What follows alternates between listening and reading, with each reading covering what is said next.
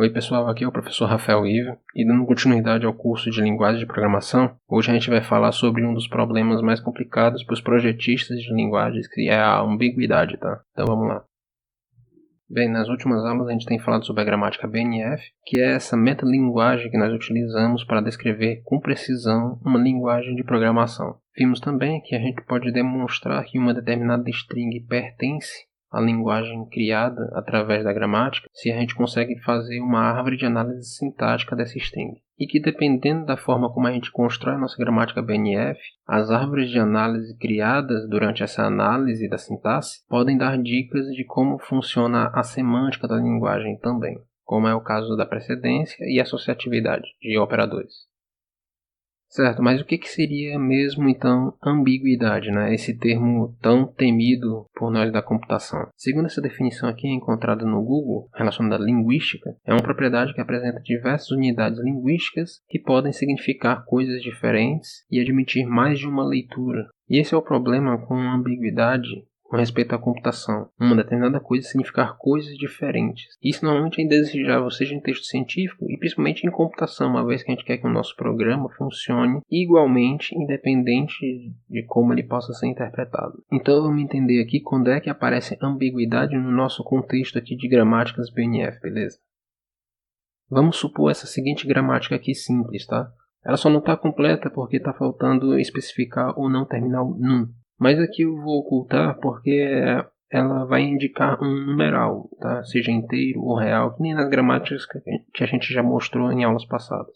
E vamos usar a nossa velha string 5 menos 4 mais 3 e tentar construir uma árvore de análise dessa string a partir dessa gramática. Começando da raiz XP, podemos estender para a expressão, operador expressão. A expressão mais da esquerda vira expressão, operador expressão. A expressão mais da esquerda vira número, que vira inteiro, que vira dígito, que vira 5. Então eu vou ocultar tudo isso e apenas botar ali dizendo que a expressão vai derivar até o caractere 5. Em seguida o operador que vira menos. A expressão à direita desse operador menos vai descendo na gramática até alcançar o caractere 4. Em seguida o operador de mais. E por último temos a descida de expressão até o algarismo 3. Beleza, essa aqui é uma árvore de análise que a gente pode construir. Isso significa que a nossa string pertence à gramática. Mas para essa gramática em específico, eu posso pegar essa mesma string e construir uma outra árvore de análise. Por exemplo, saindo aqui de XP, eu chego em expressão, operador expressão. A primeira expressão eu derivo até o número 5, em seguida operador até menos. A expressão mais da direita, derivo em expressão, operador expressão. A expressão desce na gramática até alcançar o número 4, operador mais. E novamente a expressão até o número 3. Até o momento, a gente não tinha visto ainda nenhuma gramática que permitia você ter mais de uma árvore para uma mesma string, tá? E qual é o problema então com isso aqui? Significa que a nossa string não pertence à linguagem? Na verdade não, a string pertence à linguagem sim. Se você encontra uma árvore para aquela string, significa que ela pertence à linguagem. O problema é que nesse caso, você não tem como utilizar a árvore para semântica, porque de acordo com a árvore vermelha, a subtração é feita primeiro. E de acordo com a árvore azul, a soma é feita primeiro. E é aí que mora a ambiguidade da gramática em questão. Uma gramática é dita ambígua se você conseguir encontrar pelo menos uma string que pertence a essa linguagem em que você consegue construir duas árvores de análise para essa mesma string. Se é impossível encontrar uma string na qual você consiga duas árvores de análise para ela, essa gramática é dita não ambígua. Você pode acabar pensando, a ambiguidade aconteceu naquela outra gramática porque você colocou a recursão dos dois lados do operador. Então assim você podia derivar para a esquerda e depois derivar para a direita e assim ter duas árvores de análise. Acontece que não existe uma regra para você descobrir se há ambiguidade ou não em uma gramática. Não é uma tarefa fácil encontrar a ambiguidade ou a falta dela. Vamos usar, por exemplo, essa gramática aqui. Eu estou sugerindo, então, aqui essa string para testar se eu consigo fazer duas árvores de análise para ela. X vezes Y mais Z. Então, começando, eu posso sair de expressão para termo mais expressão. Termo vira id vezes expressão. E então, id vira x. Expressão vira termo, que vira id, que vira y. Então, eu estou encurtando aí essas descidas e simplesmente botando de expressão e indo para y. A mesma coisa de expressão para z. Beleza, construí essa árvore de análise. Será que eu consigo construir outra para essa mesma string? Então, eu posso sair daqui de expressão, descer diretamente para termo, transformando o termo em id vezes expressão. A segunda expressão vira termo mais expressão. Agora é só descer cada não terminal que sobrou até o símbolo correspondente. id vira x, termo vira id e depois vira y, expressão vira termo, que vira id, que vira z. Mais uma vez, temos duas árvores de análise diferentes para a mesma string. E no caso aqui, isso significa que essa gramática é ambígua. E a ambiguidade dela acabou fazendo o quê? Quebrando a precedência. Você agora não sabe qual operador tem precedência sobre qual. Porque pela árvore da esquerda, a multiplicação é feita primeiro. Mas pela árvore da direita, a soma é feita primeiro.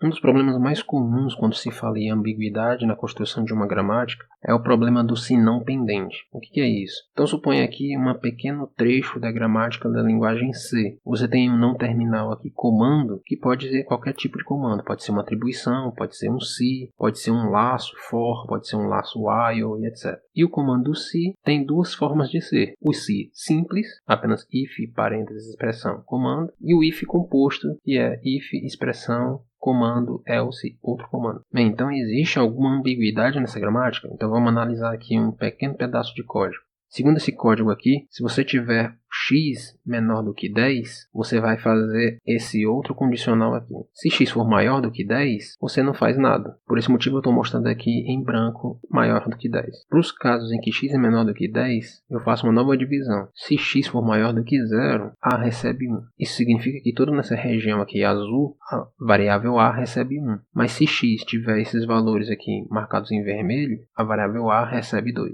Certo? Essa é uma interpretação que a gente pode dar para esse trecho de código. Qual seria então uma árvore de análise que dá exatamente essa mesma interpretação? A gente pode sair daqui de comando, descendo para comando se, e esse comando se mais externo é um comando se simples. Apenas if, parêntese, expressão, fecha parênteses, comando. A expressão em questão é a expressão x menor do que 10. Eu vou ocultar todos os detalhes aqui na descida de expressão, tá? Mas a gente já percebeu que isso aqui pode ser uma expressão. O comando vira outro comando se, esse agora um comando se composto, com if e else. A expressão vira a expressão x maior do que 10. O comando para o caso verdadeiro, a recebe 1. O comando para o caso falso, a recebe 2. Beleza? Então se a gente fosse utilizar essa árvore aqui para semântica, a interpretação é de que esse if aqui, do x menor que 10, é um if isolado. E caso ele seja verdadeiro, executa esse if composto.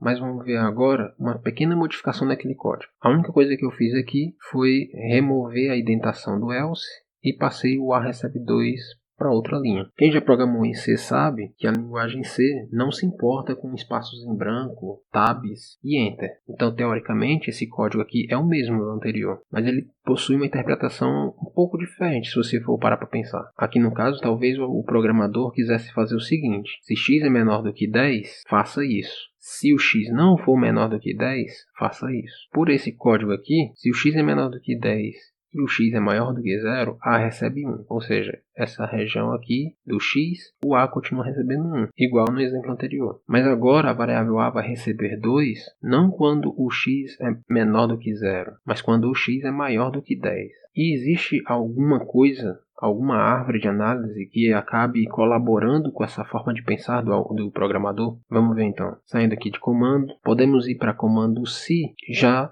num comando se composto. Essa expressão vai levar a x menor do que 10 e o comando do else leva a recebe 2. O comando, no caso da verdade, vira a outro comando se. E esse comando se, a expressão é x maior que 0 e o comando a recebe 1. Ou seja, temos duas árvores de análise diferentes para a mesma string. Isso significa que essa gramática da linguagem C ela é ambígua. E essa ambiguidade pode trazer problemas para quem for construir algum compilador de C ou até mesmo para os programadores da linguagem. Então como é que a gente pode resolver essa ambiguidade em questão? A linguagem Algol, por exemplo, força que os comandos if funcionem como se fossem blocos, dando uma palavra-chave específica para terminar o comando. Ou seja, se você encontra um código como esse, a quem o else pertence? Ele só pode pertencer ao if daqui porque ele está dentro do mesmo bloco das palavras reservadas if e fi. Esse fi é a palavra reservada que termina esse if, como se fosse um bloco. Tá? Então o Algol utiliza a palavra reservada que inicia de forma invertida para indicar onde é que ela termina. E isso acaba agrupando os códigos e separando o else, não dando a ambiguidade. Para mostrar, por exemplo, se eu quisesse que o else fosse do if mais externo, ele não ia ter dúvidas de que seria desse if, por causa dessa palavra reservada fi aqui no caminho. Se eu tenho essa palavra reservada aqui, ela está terminando esse if. Então esse else não pode se ligar a esse azul, mas ao vermelho.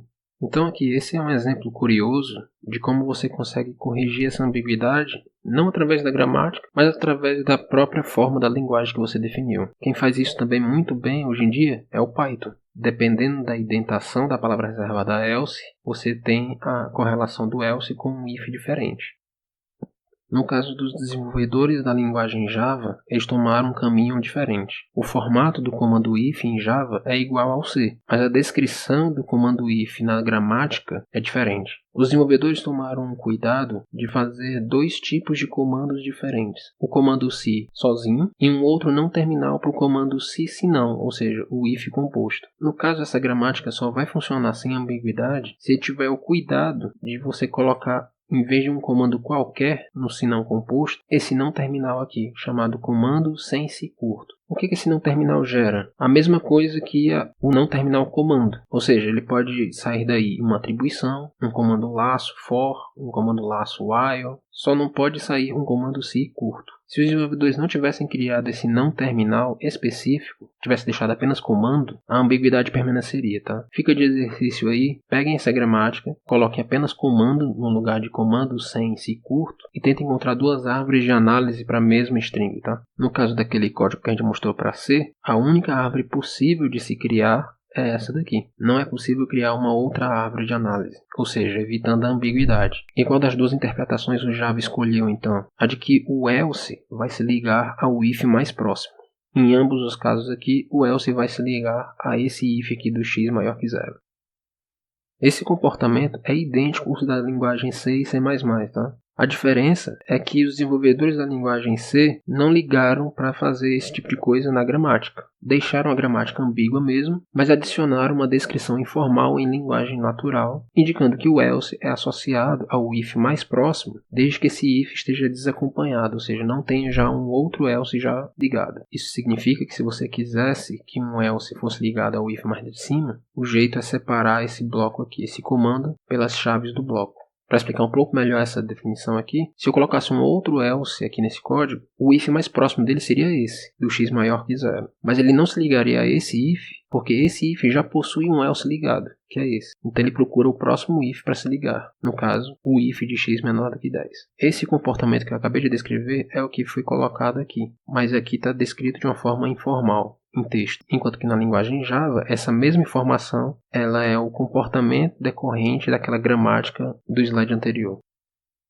Então assim, a ambiguidade normalmente não é bom porque causa confusão, mal entendimento, mas em algumas ocasiões ela é tolerável desde que seja adicionada outras informações além da gramática. Um exemplo é o que fizeram os desenvolvedores da linguagem C. A gramática da linguagem C não tem aquelas coisas que a gente colocou na aula passada, de associatividade e precedência. Eles fazem a gramática de forma ambígua e colocam separadamente uma tabela com a associação e a precedência dos operadores.